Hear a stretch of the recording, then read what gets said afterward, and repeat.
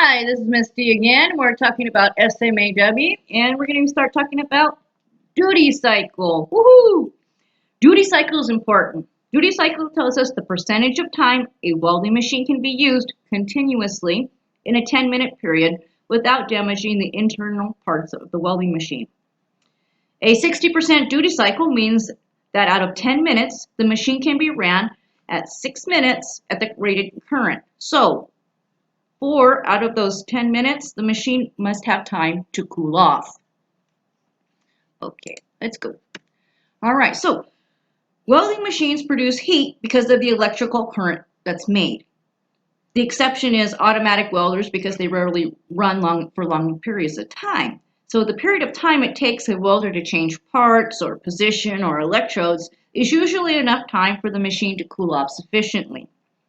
A wire-fed welding machine like GMAW or FCAW must have a 100% duty cycle because of the continuous welding that's performed with the wire feed. So this is a chart that shows duty cycle and amperage and how can it be used for how long, okay? So in this example, you can see that the duty cycle can affect the maximum amperage used.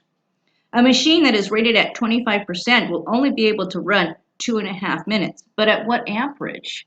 Well, probably not very high.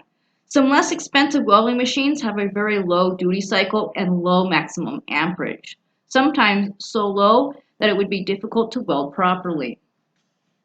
And of course, welding machines need accessories. We can't drive a car without tires, so many items like welding cables, electrode holder or stinger, and ground clamps are very important.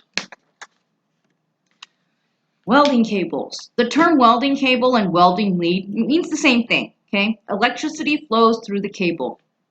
The resistance to the flow causes the cable to heat up and can increase the voltage drop.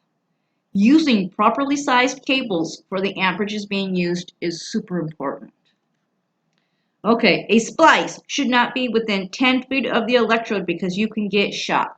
That means putting 2 small cables together should not be within 10 foot. Okay, electrode holders or stingers should also be properly rated for the amperages that they're going to be used. The electrode holder that is used at a higher amperage than rated can heat up, overheat, burn up, or melt, or worse yet, shock you. Okay, so the electrode holder should also be the correct size. Being too large for what you're trying to do can create operator fatigue. Additionally, the electrode holder should have proper insulation to protect the welder from the current going through the electrode holder. And the electrode holder should have working jaws to correctly hold the electrode. So many of us joke, but never, ever put a hot electrode holder in water to cool it off. This is a more serious issue that is causing the electrode holder to overheat, and it should be repaired before any more welding is done. Work clamps, okay?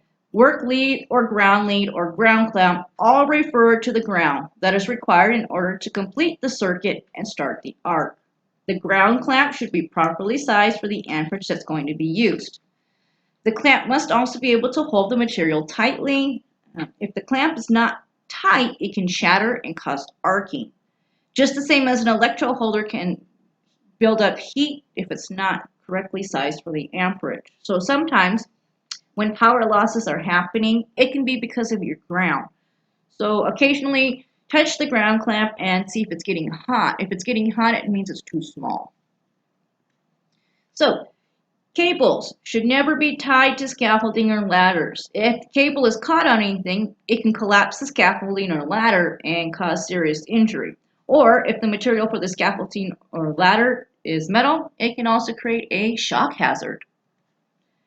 Okay, so thank you for hanging in there. I know this is a lot of information. Remember that understanding electricity and magnetism can help you understand the welding currents and the weld that you produce. Be sure to check your welding equipment daily for tears, cuts, burns, or issues with your cables, ground, or electrode holder. If there's an issue, be sure to have it corrected immediately as there can be serious injury. Make sure to keep your welding area clean to avoid accidents. And as always, take care and weld the world. Weld the world.